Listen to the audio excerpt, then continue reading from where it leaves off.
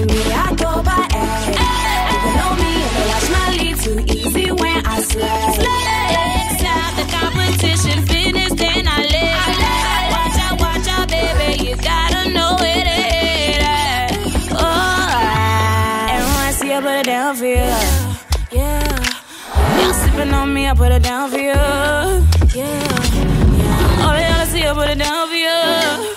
Yeah.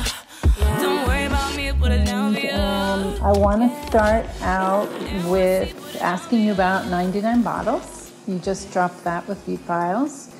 You wrote it 2 years ago. Yeah. What's the journey for that song?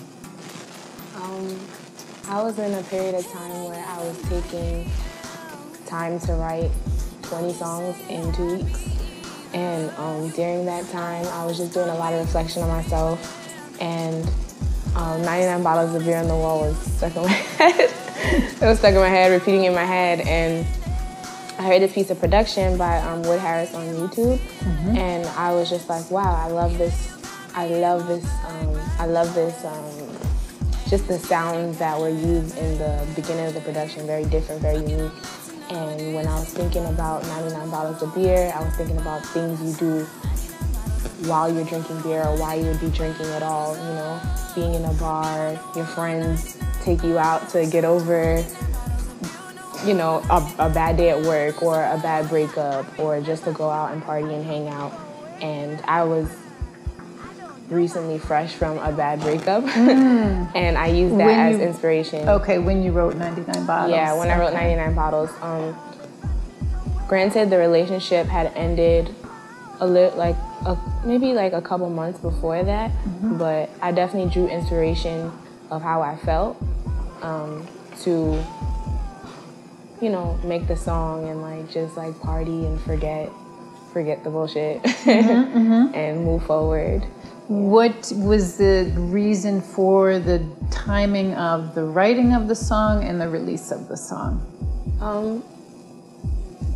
There was no particular reason. I was actually about to release 99 Bottles because I have so much music that I wanted to put out, and I was about to release it while I was in LA.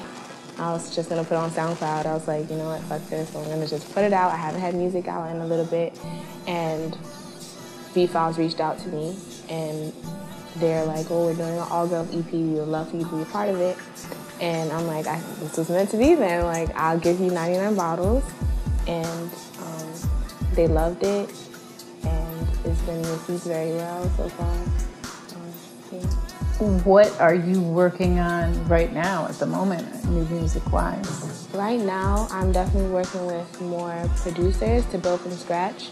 I wanted to really hone in on what my sound is, and I'm just trying to put out as many singles as I can that are cohesive with me dropping an EP by the end of the year or towards the very early next year. Oh, so we might see an EP from you this year. Yeah. Or maybe early 2019. How many songs? 11. Okay. Ooh. 11, yeah. That's a big effort. Yeah. And how many songs do you feel like you have finished now? I think I have about 8. Oh, 8 ready. That's impressive. Is there any particular producers you want to mention working with, or? I'm working with Playhouse. He's an amazing producer. I met him offline. This is when I was trying to find beats on YouTube, and I would reach out to the producers and do a demo and say, hey, love your production, did this. What can I do to get, you know, the stems? And most of the time they really love the song, so they'll give it to me, and he was one of those people. And he lives in Florida, and he was down in New York for 2 days, and we met up and we made a track in an hour, and that's the song I'm releasing next, actually. Okay, so you two just clicked. We just clicked. He's an amazing producer. Where did you work from, a particular place, like a studio or I used to work from a studio by Broadway. However, I don't work with them any longer. So right now, I will record in my good friend's basement. They have a basement studio, and I'll go there and record any demos. They're actually like video and film directors. Okay. They're cinematographers, and they've done the videos that I have out right now. Thrice Cook Media, I should definitely shout them out. They're also very talented people. So I'll record down there. So, music industry-wise, what do you find to be challenging about the quote-unquote industry? I think what's the most challenging is networking and making the right connections so that you'll be able to infiltrate the industry, because it's very tricky being outside of the industry and learning the tactics that people use within the industry to use it to uplift yourself or benefit your own artistic path and career. That's definitely the most difficult part, because When you mean networking, you mean like finding people who you can talk to sort of help you navigate, or? Somewhat, but help you navigate, yes, but also allowing your music to fall into the right hands and in the right ears so that it can travel and make it to the right places so the right people hear it and, reach out to you, and you gain that credibility to be able to get to the platform that you're trying to reach. Yeah. Right, I get it. So making quality connections with those people, that makes sense. Well, VFiles, what's your relationship with them? Like, how did that all start?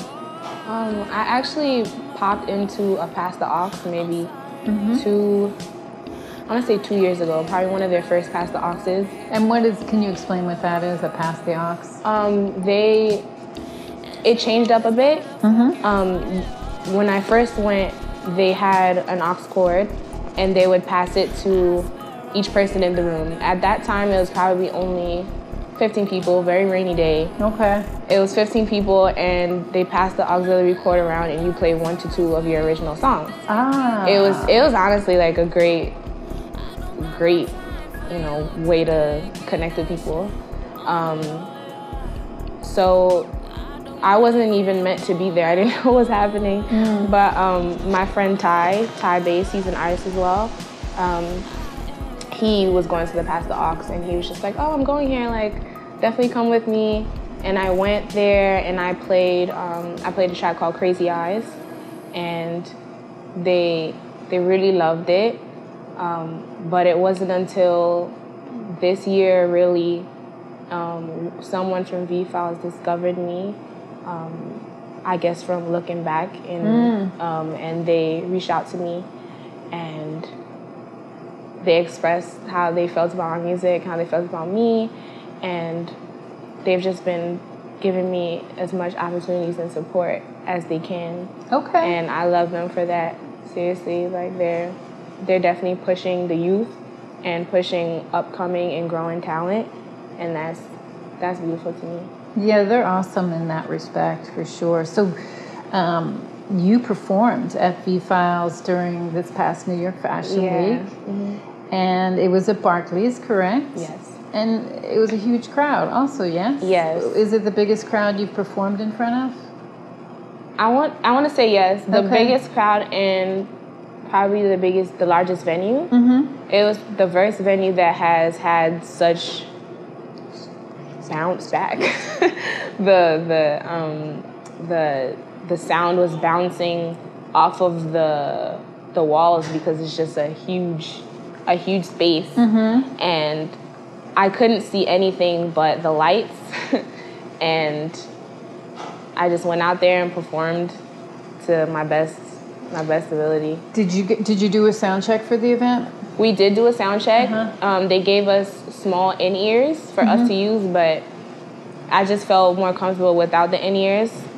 What's that? I don't even know what that is. They're like a small headset, or sometimes they'll have little headphones that they'll give you to put inside of your ears so that you can hear yourself and the production and the music. What did you take away from the performance? Like when you walked off the stage, like how did you process it? Did you feel like... I felt very relieved. Okay. I felt very relieved and liberated. There was a lot of, celebrities in the front row. Lil Durk hit me up and told me my performance was great. That's amazing. P&B was singing while I was performing, which is pretty dope. And just